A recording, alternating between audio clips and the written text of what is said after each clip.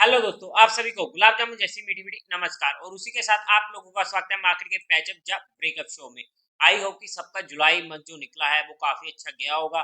और अगर हम जहां पर एफआई डाटा की बात कर रहे हैं 28 जुलाई को, तो एफआई ने 1000 करोड़ की सेलिंग करी है, वहीं पर डीआई ने 1600 करोड़ की बाइंग करी है।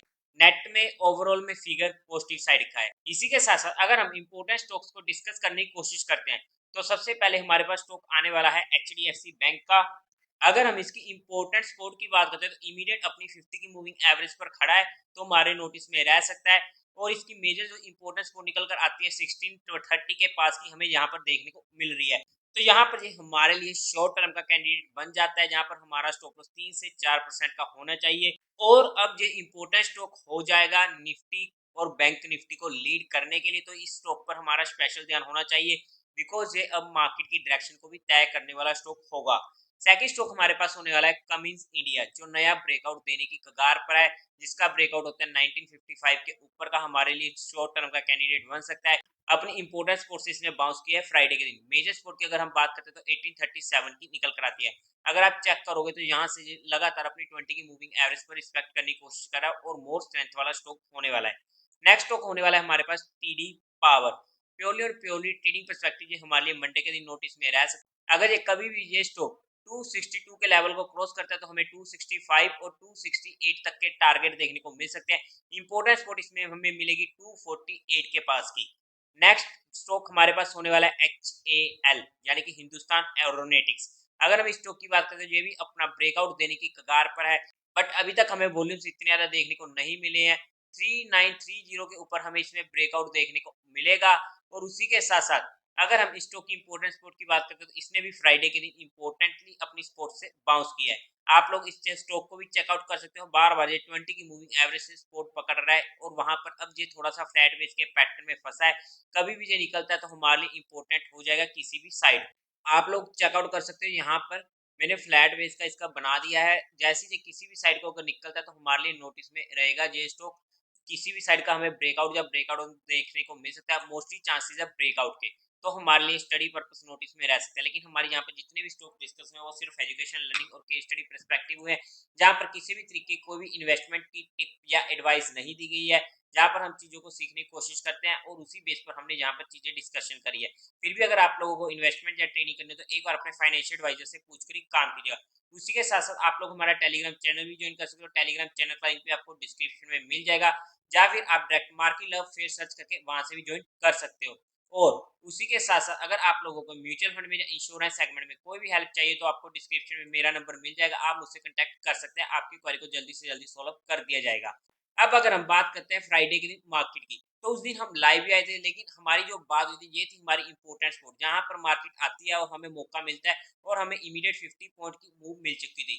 उसके बाद हम आ चुके थे लाइव में, जहाँ पर हमारे पास ये रेंज बन चुकी थी एक फ्लैट बेस की, जहाँ पर हमने बात करी थी, काफी कुछ सीखने की कोशिश करी थी कि जिस भी साइड को ये रेंज टूटती है, वहां पर उस साइड की हमें मूवमेंट देखने को मिलती है। ऊपर की साइड की टूटी, और वहां से हमें एक क्लोजिंग आवर्स में एक अच्छी मूवमेंट देखने को मिल चुकी थी। हमारा काम हो चुका था।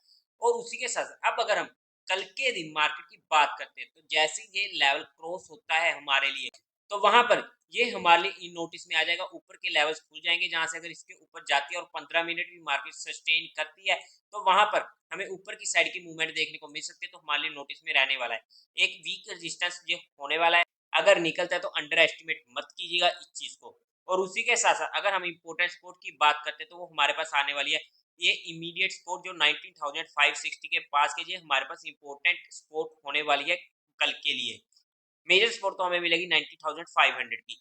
इसी के साथ अगर हम एक बार वीकली रिव्यू लेने की कोशिश करते हैं, तो वहां पर आप लोग चेकआउट कर सकते हो, जहां पर हमारी पिछले वीक में बात हुई थी कि ये हमारे पास ट्रेनिंग का जो लेवल आ जाता है, वो था 90,400 का।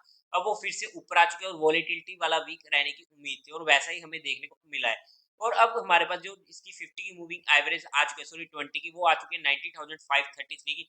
मतलब कि अल्ट्रा शॉर्ट टर्म पोजीशंस को अगर हमें ट्रेल करना है, तो हम इसे इजीली 90,500 के लेवल पर कर सकते हैं। अगर हम थोड़ा सा अग्रेसिव है, तो 90,400 के लेवल पर हम इसको ट्रेल कर सकते हैं। अगर हम मीडियम टर्म की पोजीशंस की बात करते हैं, तो वो लेवल आ जाता है हमारे पास 19,000 का। अब इसको 100 पॉइंट्स और ऊपर कर लेते हैं हम हमारी सेफ्टी के लिए, बिकॉज हमें ट्रेल करना है, तो वो हमारे लिए 19,000 का लेवल आ जाएगा। वॉल्यूम डिस्ट्रीब्यूशन डे हमें 2 मिल चुके हैं। अब वो 2 कौन-कौन से मिले मैं आपको सिखाने की कोशिश कर देता हूँ बिकॉज़ हमारे पास टाइम है। ये दिन था जहाँ पर मार्केट 1% से ज़्यादा टूटी थी और जहाँ पर हमें वॉल्यूम्स भी पिछले दिन से ज़्यादा मिले, तो ये पहला वॉल्यूम डिस्ट्रीब्यूशन डे हमें मिल चुका था।